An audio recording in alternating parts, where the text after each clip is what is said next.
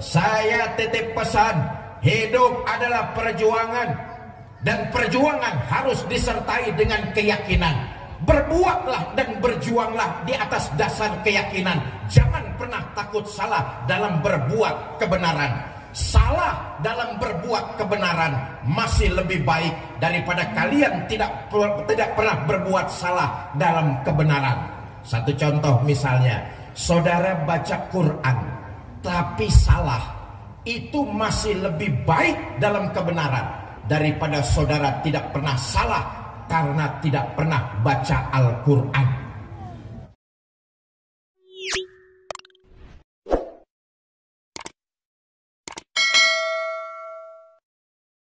Dan rakyat dari dunia sampai akhirat, kecuali Nabi kita Muhammad Sallallahu Alaihi Wasallam. Apa bukti kecintaan Nabi kepada kita? Pertama,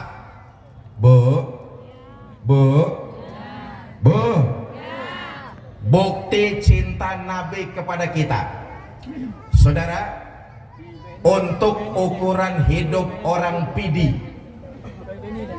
kota Bernun ya. Untuk ukuran hidup orang Bernun, Nabi itu hidupnya sederhana. Rumahnya kecil, tidurnya di atas pelepah daun korma, kadang-kadang sampai berbekas di pipinya yang mulia. Allahumma sholli wa sallim wa barik alaih. Sarapan paginya seteguk air zam-zam, sepotong roti, kadang-kadang 1-2 butir korma. Dalam kondisi yang sangat sederhana, Allah pernah menawarkan bantuan. Wala saufa yu'tika rabbuka fatarda. Muhammad, kamu mau apa? Minta saja, aku penuhi kebutuhan kamu, asal bisa membuat hati kamu senang. Mau apa Muhammad? Ngomong. Mau harta yang banyak? Ngomong. Mau jabatan yang tinggi? Ngomong. Mau pangkat yang luas? Ya terusin aja sendiri. Mau apa Muhammad? Semua aku berikan asal bisa membuat hati kamu senang. Ngomong saja. Dapat tawaran begini dari Allah, apa jawab Nabi kita? Izan ya Rabb, kalau memang demikian ya Allah, la arda wa wahidun min ummati finnar. Ya Allah, apa artinya harta yang banyak, jabatan yang tinggi, pangkat yang luas, itu semua tidak mampu menyenangkan hati saya selama masih ada satu saja umat saya yang ketinggalan di neraka. Walhasil Nabi lebih memilih umat dan rakyat hidup sederhana daripada bergelimang harta, pangkat, dan jabatan. Sekarang ada nggak pemimpin kayak begini?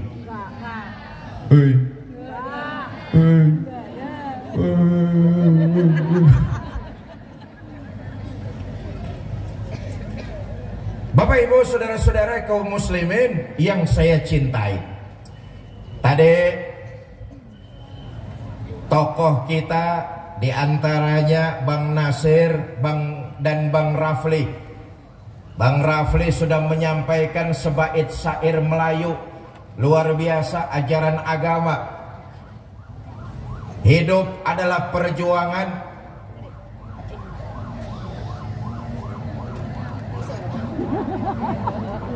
Bulan Pak, bulan. Iya, tolong diatur. Jangan mengganggu ambulan, tolong dikasih jalan jamaah.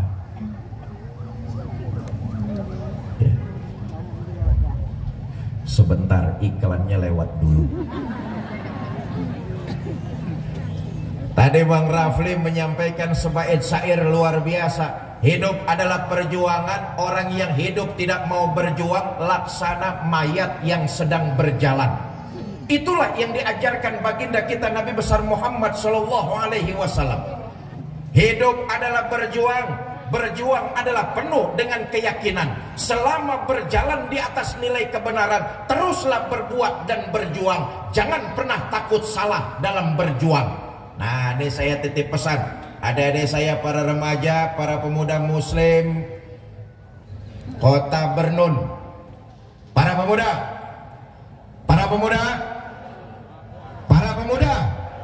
Saya titip pesan, hidup adalah perjuangan, dan perjuangan harus disertai dengan keyakinan. Berbuatlah dan berjuanglah di atas dasar keyakinan. Jangan pernah takut salah dalam berbuat kebenaran. Salah dalam berbuat kebenaran masih lebih baik daripada kalian tidak pernah berbuat salah dalam kebenaran.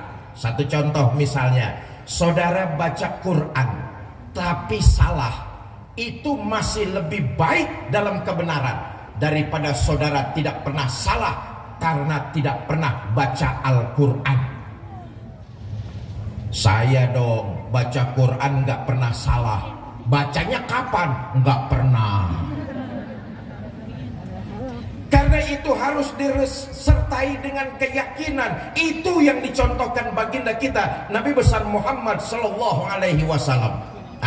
Begini, Nabi itu diangkat jadi Rasul umurnya 40 tahun. Betul apa tidak? Mula-mula dakwah yang dilakukan Nabi sembunyi-sembunyi, dari rumah ke rumah, dari pintu ke pintu, dari orang ke orang. Dakwah 3 tahun sembunyi-sembunyi, dapat pengikut nggak lebih 11 orang. Sudah nggak digaji, nggak dapat fasilitas, nggak ada tunjangan beras. 3 tahun dakwah sembunyi-sembunyi, yang ngikut nggak lebih 11 orang. Calon pemimpin mana yang masih mau kampanye? Kalau 3 tahun kampanye, yang milih cuma 11 orang. Hei, bubar. Betul apa tidak? Bikin tim sukses, calon pemimpin yang nggak kepilih, timnya yang pada sukses. Betul. Nabi 3 tahun dakwah sembunyi-sembunyi, yang ikut nggak lebih 11 orang. Dijalani oleh baginda Nabi dengan hati yang sabar, mengharap ridha Allah Subhanahu wa Ta'ala. Inilah perjuangan. Karena itu jangan berharap dalam berjuang bergelar karpet merah, bertaburkan di sisi kiri dan kanannya bunga. Berjuang itu akan datang onak dan duri, aral yang merintangi. Karena memang baginda Nabi sudah mencontohkan hal-hal seperti itu. Berjuang pasti akan dihadang oleh rintangan, tantangan, dan masalah.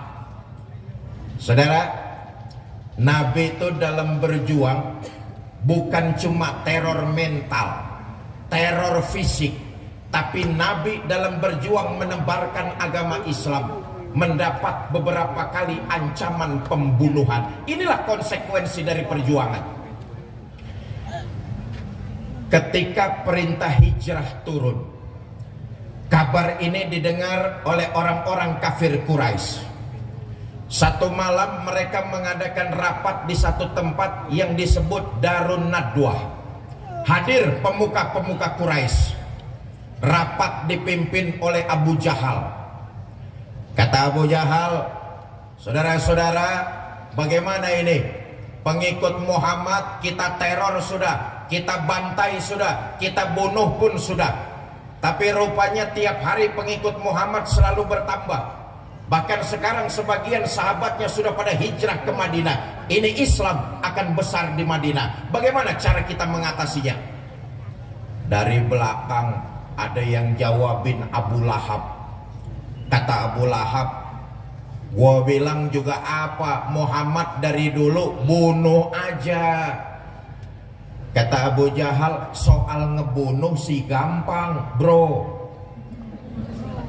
Tapi kan Muhammad nggak keluar dari batu. Dia punya keluarga, famili, handai tolan. Nanti kalau keluarganya nuntut balas bagaimana? Kata Abu Lahab, gampang. Kita orang-orang Quraisy ini punya banyak suku. Masing-masing suku punya preman. Preman bahasa sininya apa nih Pak Haji? Mandi Pak. Geng. Apa? Geng.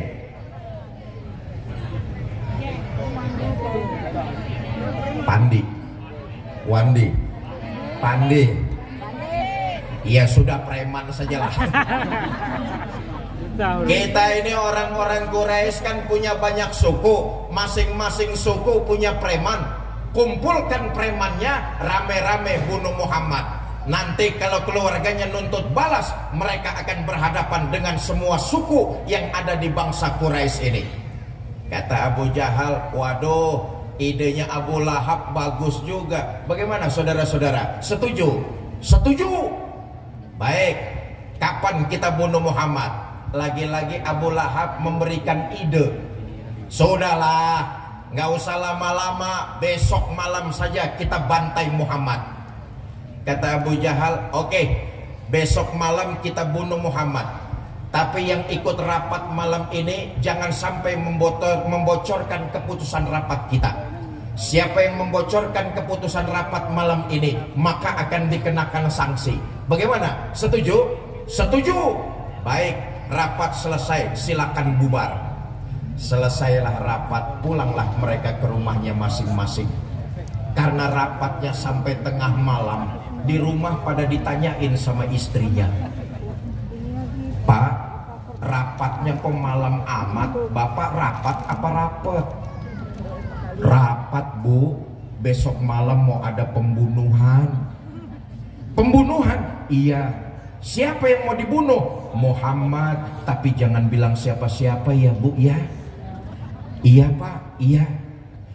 Besok pagi istrinya belanja sayuran, ngobrol sama tetangganya, Mbak, nanti malam mau ada pembunuhan.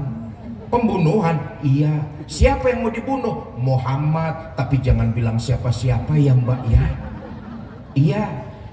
Ini tetangganya ngomong sama tetangganya yang lain, yang lain ngomong lagi sama yang lain, begitu seterusnya. Dan hampir sesiang itu sebagian besar penduduk Mekah sudah pada tahu kalau entar malam mau terjadi pembunuhan. Tahu dari mana? Yaitu tadi dari gerakan jangan bilang siapa-siapa. Lepas maghrib kota Mekah sepi, habis isya makin sunyi. Mendekati setengah malam, masuk preman-preman yang disewa oleh Abu Jahal, ngepung rumah junjungan kita baginda Nabi besar Muhammad Sallallahu Alaihi Wasallam. Saudara, malam itu di rumah Nabi cuma ada 3 orang.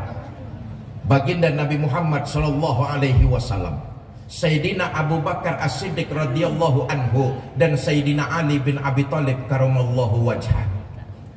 Nabi ngomong sama Sayyidina Ali, Ali, labbaik ya Rasul, kamu gantikan saya ya. Gantikan apa ya Rasul? Tidur di atas tempat tidur saya. Ya Allah, saudara bisa bayangkan menggantikan tidur pada saat malam rumah dikepung, itu kan taruhannya nyawa. Sama juga gantiin mati. Gantiin mati. Iya, kalau gantiin Jokowi enak. Gantiin mati. Hebatnya Sayyidina Ali ketika itu masih muda belia. Beliau tahu resikonya mati, tapi nggak nolak. Inilah perjuangan dalam menegakkan nilai-nilai kebenaran. Jangankan berkorban tenaga, jangankan berkorban harta, berkorban nyawa sanggup dilakukan oleh Sayyidina Ali bin Abi Thalib. Padahal Sayyidina Ali kalau mau nolak jawabannya gampang. Umpama, Ali, kamu gantikan saya ya, tidur di atas tempat tidur saya. Kalau Sayyidina Ali mau nolak, jawabannya gampang. Ya Rasulullah, kenapa mesti saya? Abu Bakar saja yang sudah tuaan sedikit itu. Tahu resikonya mati, masih muda, beliau nggak nolak. Baik ya Rasulullah, saya akan tidur menggantikan Tuhan. Berangkatlah Tuhan hijrah fi amanillah. Abu Bakar, saya ya Rasulullah, ayo kita berangkat hijrah. Ya Rasul, sebentar, ini preman-preman kafir Quraisy ngepung rumah kita nih. Bagaimana caranya supaya kita keluar mereka nggak lihat ya Rasulullah? Nabi mengambil segenggam pasir, kemudian beliau membacakan ayat wa ja'alna min baini aydihim sadda wa min khalfihim sadda fa agsaynahum fahum. Terjadi mukjizat, pasir ditebarkan oleh baginda Nabi. Preman kafir Quraisy ngepung rumah beliau, Nabi bersama Abu Bakar lewat, tidak terlihat. Saudara, yakinlah dalam berjuang, jundullah, tentara-tentara Allah pasti akan datang membantu kita. Bapak Ibu, saudara-saudara kaum muslimin yang saya cintai, persoalannya kita ini tiap tahun bikin maulid. Ini tahun keberapa Pak Haji Jamal? Ini tahun ke-13. Didahului dengan tadi pagi santunan sekitar 600 sampai 700 anak-anak yatim piatu kita ya. Hal semacam ini sudah kita lakukan kurang lebih 13 tahun. Persoalannya, kita ini baru sekedar pinter ngaku umat baginda Nabi. Kita ini baru cuma sekedar pandai ngaku cinta kepada baginda Nabi. Persoalan yang utama adalah di akhirat nanti kita diaku umat baginda Nabi apa tidak. Kita ini yang hadir masih banyak yang baru cuma sekedar pinter ngaku. Persoalan utamanya di akhirat nanti kita diaku apa tidak sebagai umat baginda Nabi besar Muhammad Sallallahu Alaihi Wasallam. Saudara, yang namanya ngaku tentu boleh-boleh saja. Semua orang bisa namanya ngaku, ongkosnya murah. Betul apa tidak? Bu, saya tanya nih, Ibu kenal sama Pak Prabowo? Ngaku. Pak Prabowo kenal sama Ibu? Kasihan deh loh. Apa bedanya sama kita? Kita fasih mulut mengatakan cinta kepada baginda Nabi, ngaku. Persoalan besarnya di akhirat nanti kita diaku apa tidak jadi umat baginda Nabi besar Muhammad Sallallahu Alaihi Wasallam. Kalau kita mau diaku sebagai umat baginda Nabi di akhirat nanti, kita semua ingin mendapat syafaat Nabi kita Muhammad Sallallahu Alaihi Wasallam. Pertama, berakhlaklah kita kepada Allah Subhanahu Wa Taala. Ini sesuai dengan amanat yang tadi disampaikan oleh PJS Bupati Pidi. Nabi diutus ke alam dunia tidak lain dan tidak bukan untuk menyempurnakan akhlak. Akhlak kepada siapa? Kepada Allah Subhanahu Wa Taala. Bernun bisa maju bukan cuma karena kecanggihan teknologinya saja. Pidi bisa jaya bukan karena perputaran ekonominya yang luar biasa. Bahkan Aceh, Indonesia bisa bermartabat di mata dunia kalau kita masyarakatnya memiliki moral dan akhlak yang mulia. Maka diutusnya Nabi ke alam dunia tidak lain dan tidak bukan mengajak manusia untuk berakhlak kepada Allah Subhanahu Wa Taala. 13 tahun Nabi di Mekah, beliau konsentrasi, fokus menanamkan kalimat iman dengan bukhul la ilaha illallah. 13 tahun Nabi di Mekah menanamkan iman yang mantap ke dalam diri setiap manusia. La ilaha illallah. Kalau mulut mengatakan la ilaha illallah, itu artinya tidak ada Tuhan yang wajib kita sembah kecuali Allah. Tidak ada yang harus kita mintakan pertolongan kecuali hanya kepada Allah. Tidak ada yang kita takuti kecuali hanya kepada Allah. Kalau mulut kita la ilaha illallah, maka harus dibarengi dengan seluruh perbuatan kita dalam kehidupan ini. sayangnya kita ini masih fasih beriman dalam ucapan, tapi jauh dari perbuatan. Mulutnya fasih bener, saya beriman kepada Tuhan yang Maha Esa. Dengar di kantor mau ada mutasi jabatan, kasak kusuk nyari embah. Mulutnya fasih bener, saya beriman kepada Allah. Di pasar dagangan pengen laris, kasak kusuk nyari dukun. Ada di sini yang kayak begitu, ada. Yang mana orangnya? Bapak Ibu, saudara-saudara kaum muslimin yang saya cintai, berakhlak kepada Allah artinya baginda Nabi 13 tahun di Mekah fokus menanamkan iman supaya manusia berakhlak menyembah hanya kepada Allah Subhanahu. Yang kedua, kalau kita mau diaku umat baginda Nabi nanti di akhirat, maka hidup tidak lain dan tidak bukan memperbanyak amal ibadah untuk bekal kehidupan kita nanti di akhirat. Nabi satu-satunya manusia yang dosanya sudah mendapat jaminan ampun dari Allah. Tapi lewat sejarah kita tahu ibadahnya baginda Nabi makin luar biasa. Manusia satu-satunya yang mendapat jaminan ampun dari dosa adalah Nabi kita Muhammad Sallallahu Alaihi Wasallam. Tapi dalam sejarah kita baca, Nabi kalau ibadah makin luar biasa, khususnya ibadah sholat. Umpama ada orang bernun, dosanya sudah mendapat jaminan ampun dari Allah, saya yakin itu orang sholatnya berhenti. Betul apa tidak? Nabi enggak, dosanya sudah mendapat jaminan ampun, tapi ibadahnya, sholatnya makin luar biasa. Ini mengajarkan kepada kita umat baginda Nabi bahwa hidup harus memperbanyak amal ibadah sebagai bekal perjalanan kita ke akhirat nanti. Maaf, ini semua yang hadir di sini kan calon-calon jenazah semua ini. Betul apa tidak? Ada nggak orang bernun yang hidup terus-terusan? Ada apa tidak? Nih semuanya nih calon-calon jenazah. Hei, bapak-bapak yang sebelah sini nih bakal mati apa tidak ini? Mati. Ibu-ibu yang sebelah sini nih bakal mati apa tidak ini? Mati. Ketua panitia bakal mati apa tidak? Mati.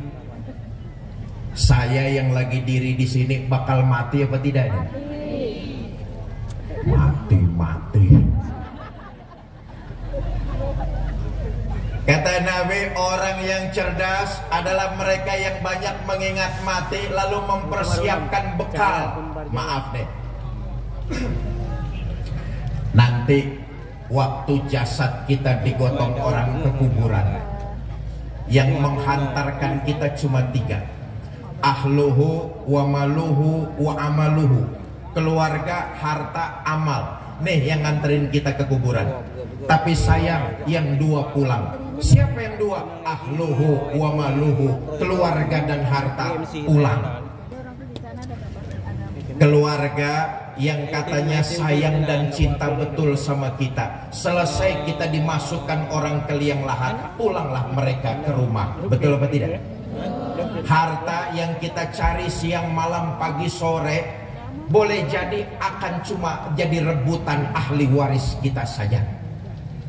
Yang menemani kita tidak lain adalah amal dari perbuatan-perbuatan kita di alam dunia. Pak,